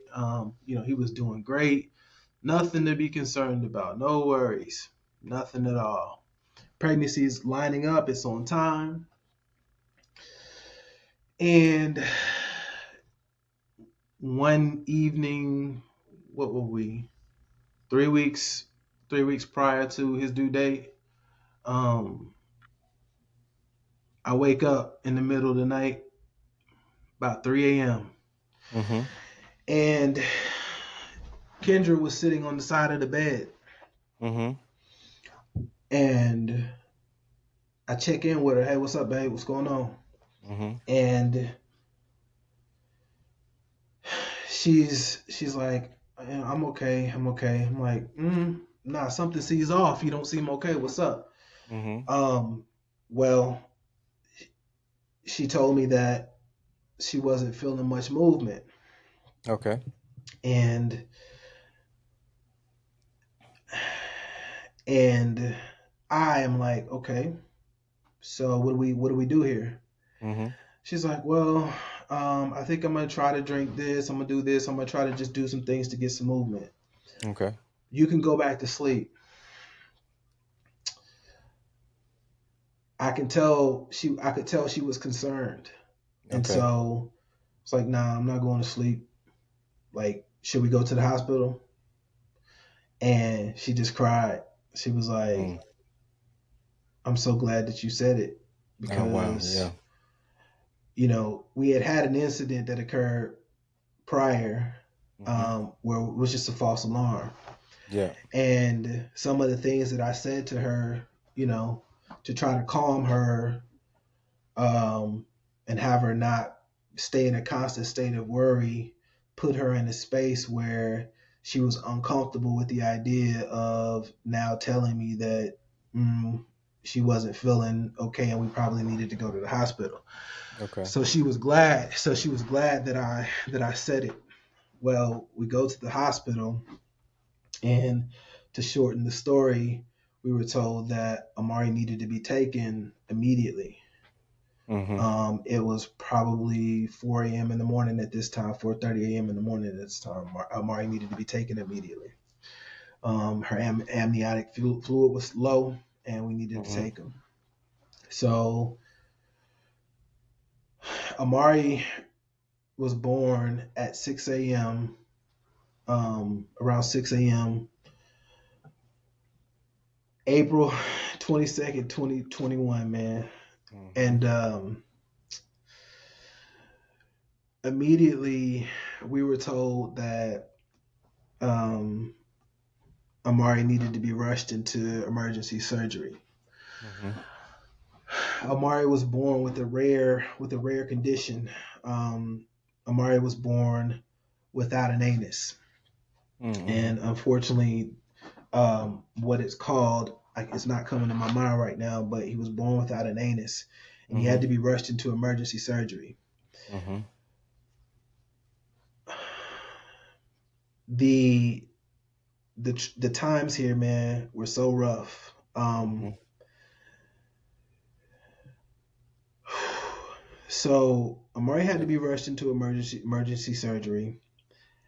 The hospital that we were at was in one city. Mm-hmm. The hospital that could perform the emergency surgery that was needed was in another city. Right. Um, so Amari had to be flighted to another city while me and his mother sat in one city away from him. Mm-hmm. Mm-hmm. Um, we had to trust in um, her mother to receive our baby in another city. Whew. I'm sorry, man. Um, Mm-hmm. we had to trust in her mother to receive our baby in another city. Mm-hmm. While we were away from him, when he was getting ready to have a surgery that was necessary to save his life. Yeah. Um, So as a new dad, I can only imagine what your brain is going through because, you know, Trey had some lightweight stuff. He was in the NICU for like a week for jaundice, and they said he had a heart murmur. And Scoot, I was losing my mind. I'm texting my guys at church on the prayer line, pray for him, and you got it. And they like, Jay, you know, it's kind of normal heart murmur, but I can only imagine him if he had to go because there's a part of you, in my experience, and you let me know about you. First of all, when Liz was in the delivery room, she had lost all of this blood and all this stuff from her placenta not detaching. She has a thing that happened on both kids called placenta accreta, where they have to go in and manually yank that joint out. Happened on both kids. Can't predict it, right? So she's sitting there where she had to actually get, I forgot how many units of blood because she had lost so much blood. And I'm in this space as a father where I've kind of hyped myself up to be happy and ready to receive this my son. But first of all, I got to make sure his mom is good, and then all this other, he's in the NICU. So then my brain is in this other crazy space that I'm dealing with. Like, you know what I mean? So for you, where was your head at? my head was in a space where I was like, man, listen, I have to stand tall and stand strong. Like God has trusted me with something, so I got to stand tall and stand strong Mm-hmm. in this space and in this on this scenario, right? Right. I had to make the decision: do I get in the car and go to the another city and be Mm-hmm. with my son who was just born, Mm-hmm. or do I stay with his mother? Mm-hmm. Yeah. Yeah. I had to trust in God and someone else to receive my baby boy so I could stay with his Yeah. mother. I made the Yeah. decision to stay with his mother. Yeah. Um, I saw it as selfish to forget about his mother, Mm-hmm. who who was the one who gave me this gift. Yeah. So the mind state that I was in was just, okay, what do I need to do to give us the best opportunity to to be okay through all of this?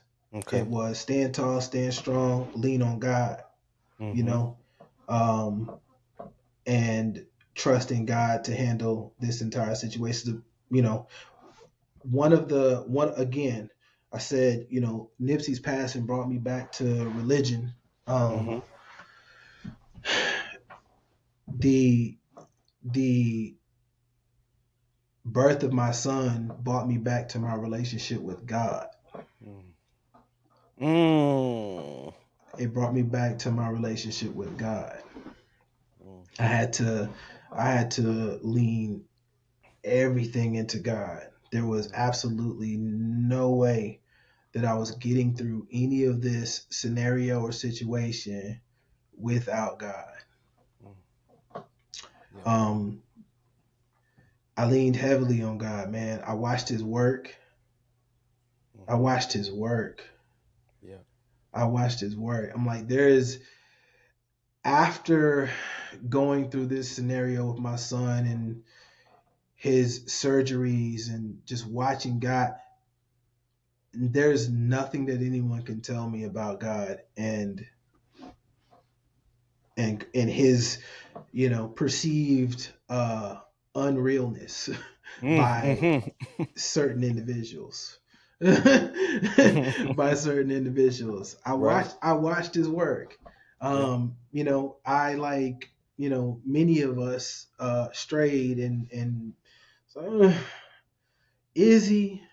But is he? Mm-hmm. And he said, all right, let me show you something.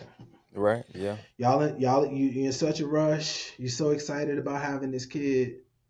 Let me show you something. Mm-hmm. He gave us what we asked for, which was, I can't wait for him to get here. I can't wait for him to get here. I can't wait for him to get here. God said, okay, well, I wasn't finished. Mm-hmm. I wasn't finished, Yep. but because you're in such a rush, here you go. Mm-hmm. Now, because you were in such a rush, now I'm gonna have to I'm gonna have to show you something. Mm-hmm. I'm gonna need you to get out the way, and I'm gonna need to show you something, and I'm gonna show you my work. Yeah. Yeah. Yeah. That's real, man. That's I'm gonna all the show way you my real. work. I was But I talking leaned to in. my bad, go ahead. There was no. I was gonna say there was times before all of this, man, where I just didn't know, bro. I Mm-hmm. just didn't know. And when this happened, I going back to my mother's legacy, when this happened, Exactly. the only thing that I remembered was how did mom get through these situations, Mm-hmm. and what did she do? Who did she lean on? What did she do? And she leaned on God. Mm-hmm. So Man, that's a beautiful I'm story, just man. It's you know what is I'm and just you took it there for me because one thing I'm trying to learn on this journey, Scoop, is my pops. He helped me. He tell me little things, but it will resonate with me later. So the first time, you know, Trey Mhm, went to stay with them for the summer, I think he was 4 or 5. I think he was 4. And dude, it was the most nervousest time. Me and Liz checking on him, and that dude got to a point where he was having such a good time. He didn't want to talk. He was like, okay, I'm good, and he gone. And so I would ask my dad. I would be like, yo, how was he today? yeah. How was he? And he said, Jay, he's good. He's a good kid. He said some days he acts like he's older than 4, and some days he acts like a 4-year-old, but he's still good, right? And I say that to say the revelation that he Mhm, gave me, and again, another mentor, the late great Bishop Holcomb, he talks about the revelation of a difference. It's when it's only when it's revealed to you that it makes the difference. It's the revelation of a thing that makes it different to you, mhm, that makes it resonate with you. And you've had these mhm, revelation of a difference moments, right? mhm, So in my I've learned that while I have a high expectation for my son, I also understand that mhm, there's a process to this thing, right? And I want him to get mhm, everything right now. I want him to get it now. I want him to understand it. I want him to be mhm, proficient at it. But if I'm honest and real, mhm, I have to understand and be real about the things that I'm still not proficient at, and I'm 41 years old. You know what I'm saying? mhm. So I know there was things that your mom put in you that time ago, and then those seeds are now showing fruit right now in what you're doing in your family and what you're Mhm, doing with Kendra mhm, and what you're doing with Amari. You know what I'm saying? mhm. Yeah. So the tools, like I feel like the tools that were missing for me was that connection that you made with Mm-hmm. understanding that Trey isn't getting all of these things, you know, right now, but like, what do I need to do to bridge the gap? Mm-hmm. What do I need to do to make it so that he understands these things sooner, quicker, faster? Mm-hmm. Uh, you know, I didn't get, or my dad didn't get the opportunity to kind of have that thought process, right? I mean, he Right. didn't have time, like he didn't Yeah. have the space to be able to kind of build Yep. towards that. So he just delivered, right, Yep. something that unfortunately didn't land until you know I was Mm-hmm. of the age that he was when he delivered it to me. You Yeah. know, Yeah. Yeah. um, so yeah, certainly the ability to to even consider like what do I need to do? What am I missing here Mm-hmm. that will help us build communication sooner so that the next generation begins processing at a higher speed, Yeah, yeah, yeah, begins yeah, processing these things sooner, begins to. yeah. um yeah, man, I'm just Dude, I remember being just thankful again, man. Relate. Everybody knows relationships are big to me, man. Relationships are huge for me, and of course, my relationship with my wife, with my family, and with you as my brother and my brothers that I have. But Scoot, you didn't know what it meant to me when you would text us an update on Amari and text us in that chain to be praying for him, and the fact that you even considered us in that loop, it just bro. solidified that family aspect for me, that you trust me. And I'm like, you just as a man, Scoot, this dude trusts me to seek God about his family. And I just know, I mean, that connection and that love that we have, bro, I'm telling you, man, that's what it's all about. I I watched it. I was, what I'm saying, I had access to your family, what I'm saying, for so long. Yeah, To my other friends' families for so long. Y'all showed me, this is what you do. This is you lean on, what I'm saying, the people in your community. yeah, You lean on them heavily because, yeah. what I'm saying, they're truly there for you. And y'all showed me earlier, I mean, the amount of love that you all have shown me over the course of years is what made it clear to me that you would be someone that I should be seeking Hmm. um, when it came to, you know, having these conversations with, with God and, you know, um, pouring into my family, you know what I mean? Yeah, Like yeah, trusting yeah. that you all had, our, good intentions, you know what I'm saying? Good but I'm sorry, I'm stumbling, I'm fumbling, I'm bumbling. Nah, it's real. This is real, man. This real um deal. No cuts, baby. yeah, man. No cuts. That's the worst. Um but what's happening? What's Nah, happening? but I lost thought. I ain't even gonna lie, nah, bro. we good, we good, we good. I think we didn't touch that point, man. But here's the funny part of Cut. all of this, y'all. We supposed to be talking about an album, but we talking about School's life story, but it's in this album. It all goes there. So This is the album. yeah, this is it. This is it. These are you will hear these same things in the nuggets of the album. So if we gonna steer it back there, what do you want people to get from the Unreasonable Man?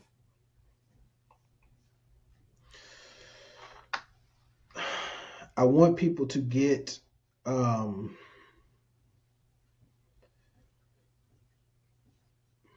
love. Mm-hmm. I want people to get joy, perseverance, Mm-hmm. struggle. Mm-hmm. Um,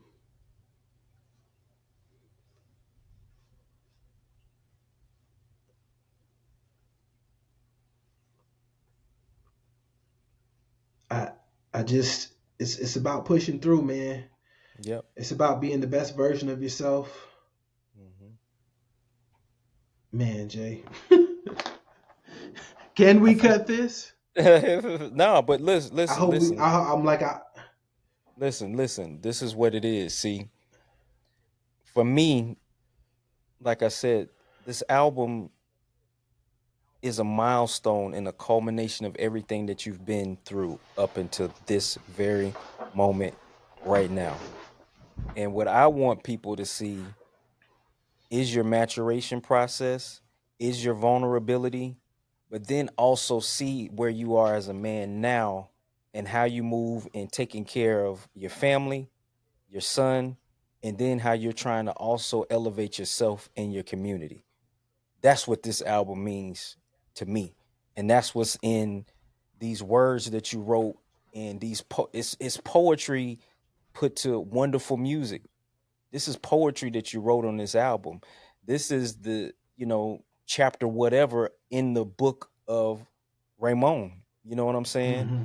And as we talk about, again, to recap and we go back around, this is a legacy moment. This is a legacy moment. The album is a legacy moment. This conversation is a legacy moment that we'll be able to encapsulate and then show to those that come after us. And they can say when Uncle Jay and Uncle Raymond sat down and chopped it up, and something that we was able to put in this time capsule of where we were in November of 2023. This is what we were on. You know what I'm saying? And this is how we were giving it up. But the album, and let me ask you this, just a nerd kind of MC question. Are you somebody that goes through the process of when you're creating where you hear you already have material kind of that you're already throwing around, or are you inspired more when you hear you're going through the tracks and the beats, and that's how you kind of come up? Because what I admire about you and Dominic is I consider you two both elite in the art of emceeing, in the art of being able to put words together coherently and in a way that is not this trivial stuff that we hear out here. So as you were making the album, what was the process that you went through of creating this work? Is it beat first? Is it I had this material? How did that process work? It is. It's beat first. Mm-hmm. I'm a person who truly believes that the beat tells you what to do. Okay. It walks you through, all the words that I deliver. The beat command, those words. Yeah. So, man, my process is me going on the hunt for beats. Mm-hmm. When it came to, all right, I gotta relax. So when it came to the Unreasonable Man, how the process began for me was finding out that we were pregnant and deciding that um, I needed to bottle this energy that I was Mm-hmm. receiving, the amount of energy just from the announcement. I was like, how do I encapsulate this energy, this feeling? Mm-hmm. Um, I got to do music. So I just went on Okay. the hunt, man. I started looking for beats. Mm-hmm. Um, and I didn't have anything in mind as far as what I was going to do. I Okay. just was like, I need to share this energy, right? So legacy Mm-hmm. above everything Mm-hmm. is the first beat that I found. Really? The Yeah, it's the first beat that I found. So okay, so here's the thing. So here's the thing. So I have a friend Mm-hmm. who is a Grammy nominated producer Mm-hmm. who has platinum plaques, platinum records Mm-hmm. with, I'm gonna name him. I wasn't gonna name him, but he has a platinum record with the Migos. Okay. Yeah. He has a Wow. platinum record with Summer Walker. Um, and this was a very, very, very close friend of mine. Mm-hmm. My favorite producer. When we got pregnant, I reached out to him and I said, "Hey, I need beats. This is my personal Dr. Dre. This is my Right. goat. I Right. need beats." My bro says to me, "I ain't sending you nothing. Scoop, I'm not sending you nothing." Bro, when I tell you how heartbroken I was, he Shattered. decided that he wasn't sending me anything, bro. Bro, heartbroken. He decided that he wasn't sending anything to me because it's like, bro, you always be playing. You're not serious about this, bro. This is not what you want to do. You always playing. I send you beats. You've got plenty of beats from me. I don't have that kind of time to play. I don't have that kind of time to waste. I was furious because I'm like, here I am sitting with this energy, this just pent up like need, desire, yearning to put it somewhere, and my guy tells me no. So I went Mm-hmm. on a hunt. I was like, bro, I ain't never about to be cool with. I don't like him, man. He ain't my bro. Nah, bro. How could your bro do this to you? Just all the worst things that you could say. Mm-hmm. I was saying about him. I went on the hunt. I found Legacy Above Everything, or the beat for Legacy Above Everything. Um, that led off the whole process, man. I go on hunts. I just search through beats. I listen to beats. I listen to beat after beat after beat, and they speak to you, right? Anybody who is on the artistic side and has that, creative space for music, like that music speaks to you. It speaks. The sounds that you hear are translated into words. Mm-hmm. So for me, that's what happens. I hear a beat, I make a connection with that beat, and that beat, it turns into words. It tells me word for word what I'm writing. I try to always respect the beats. Mm-hmm. So if you notice on a lot of my, my music, you see how I fall into those pockets. You mentioned, how I fall into those pockets. Mm-hmm. Um, it's it's intentional because I need you to hear this production. It is a piece of the art. I am just improving it. I am essentially forming a relationship with this beat, and we and I have to share this plane in order for it to be heard the way that it should be and needs to be heard.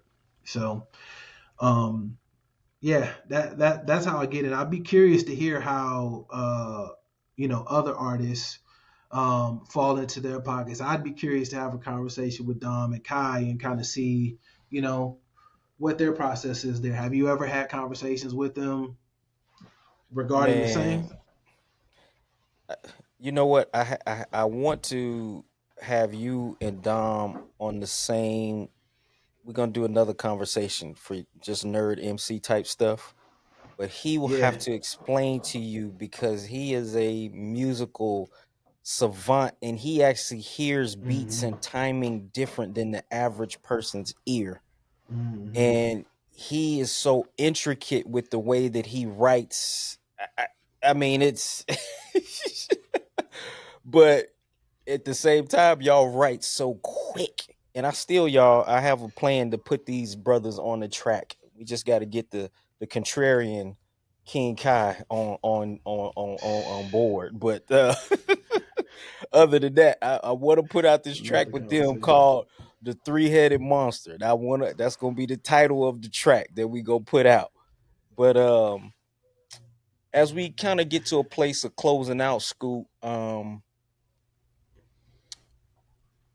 again, I think that the what you did on this album, man, I can't wait to see people's reaction to some of the things that you put out.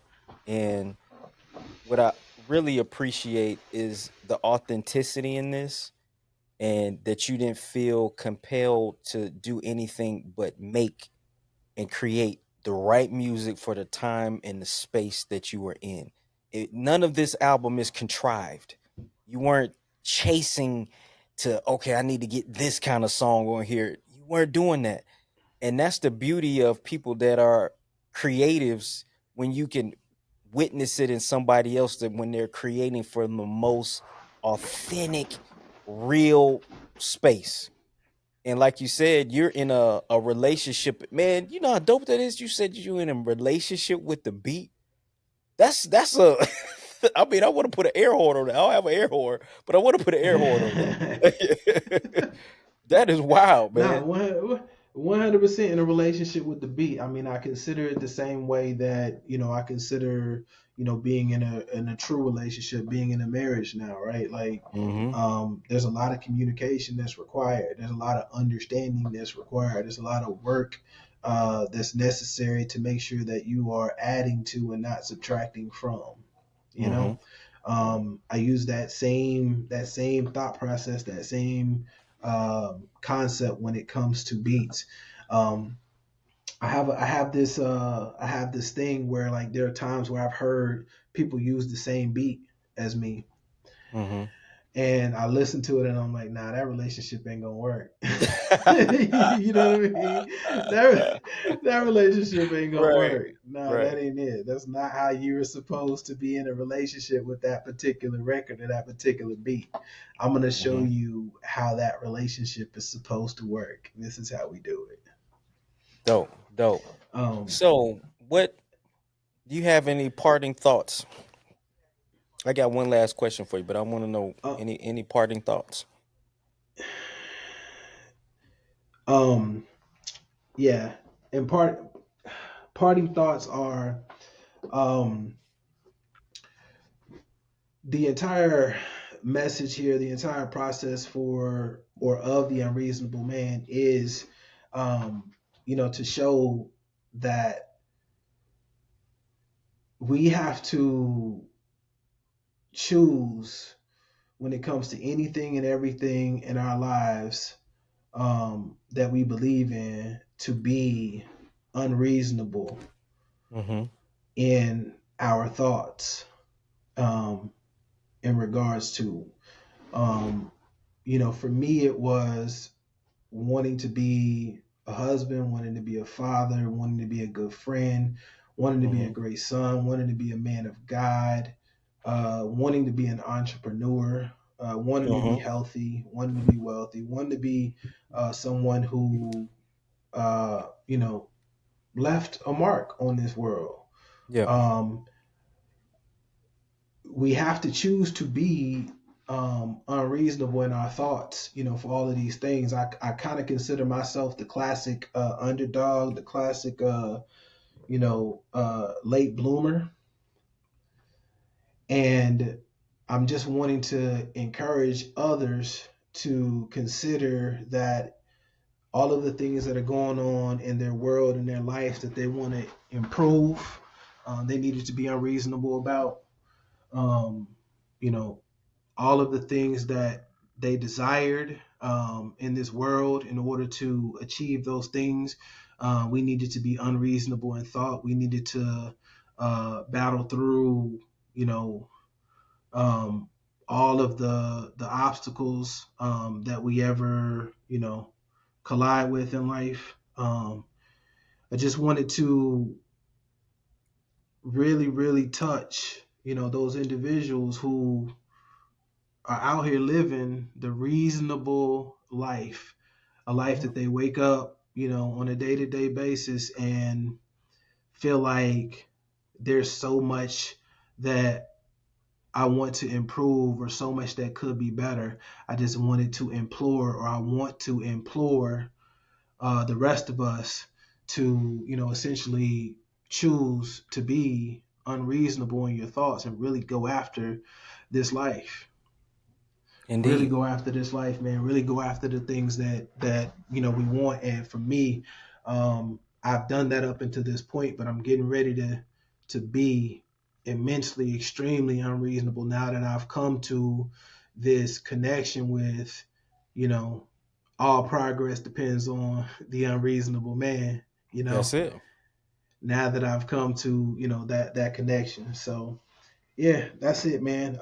We need to be unreasonable. We need to do something. We need to start the process doing something for our wellness. That's my big brand is every day I evolve wellness. It's about Mm-hmm. encouraging self improvement and growth through conscious, consistent daily effort, and you know, um, it requires unreasonable. It requires unreasonable. It Yeah. requires unreasonable. So yeah, man, be unreasonable. That's my parting thoughts, man. Please, please, I implore you to be unreasonable.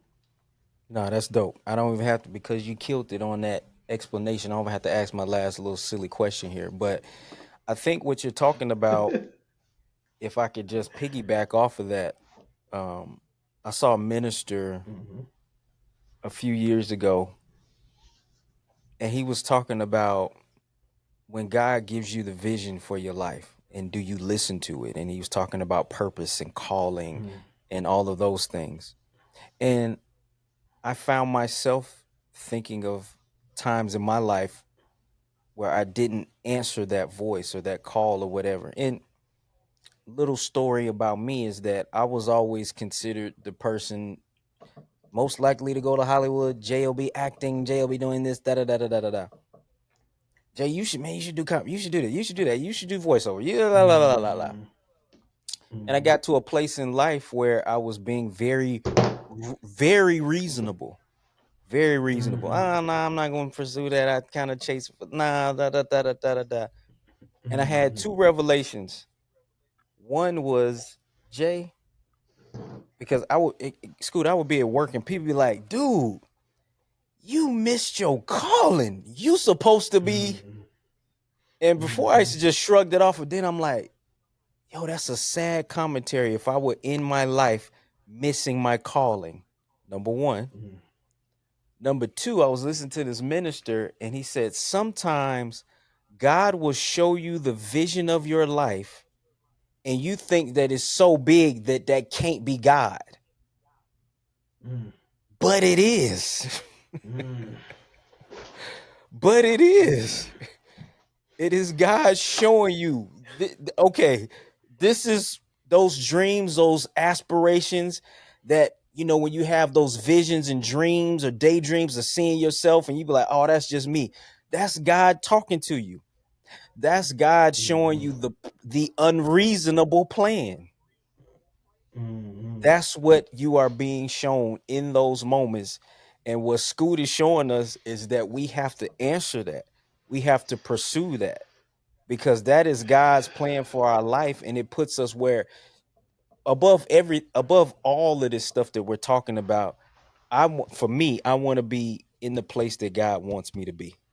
That's what I want to do. I want to be in God's will for my life.